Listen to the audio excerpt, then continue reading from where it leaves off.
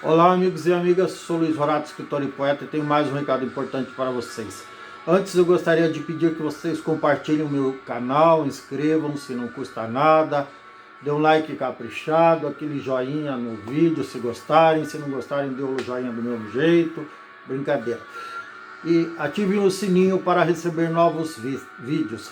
Assistam minhas playlists, lá tem Se Eu Fosse Presidente, Como Ser Criativo, Como Ser Romântico, projetos de lei que o Brasil precisa, educação e cidadania, enfim, tem meia dúzia de playlists, tá certo?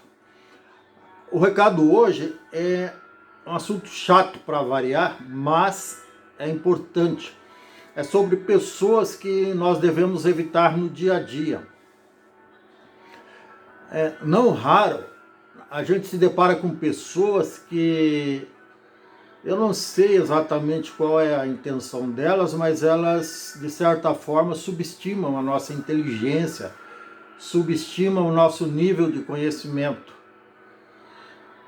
São pessoas que usam de palavras difíceis, as palavras difíceis, aquelas palavras que não fazem parte do nosso dia a dia, da nossa linguagem coloquial, digamos assim, mas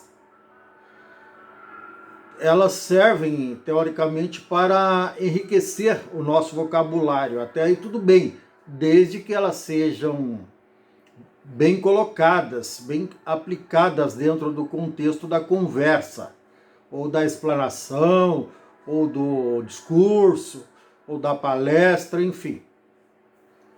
Mas a partir do momento que elas são colocadas fora de contexto,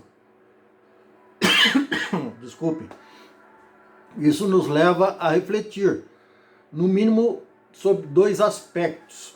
Ou a pessoa não sabe do que está falando, ou ela está subestimando a nossa inteligência. Eu vou dar um exemplo bem prático, digamos assim. A pessoa, por exemplo, fala sobre déficit público. Todo mundo sabe o que é déficit público, eu imagino.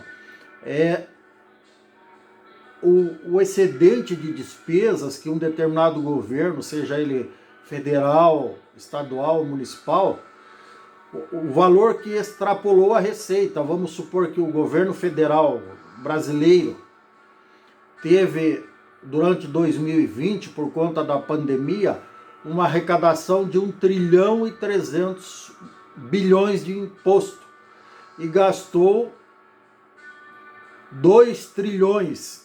Então ele teve um déficit de 700 bilhões. O que excedeu é o prejuízo que deu. Ele gastou mais do que arrecadou. Esse é o déficit.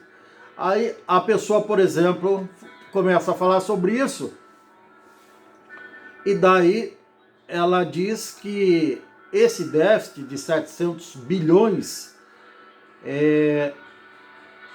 foram moedas, foi dinheiro que foi impresso pela Casa da Moeda, pelo Banco Central, que foi impresso, por exemplo, para pagar o auxílio emergencial, que foi de quase 700 bilhões de reais, supostamente falando.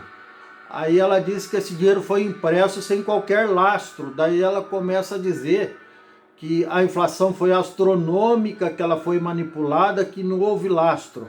Ora, para a pessoa que entende minimamente de economia, não digo a maioria das pessoas, mas aquelas que estudaram contabilidade, economia, elas sabem que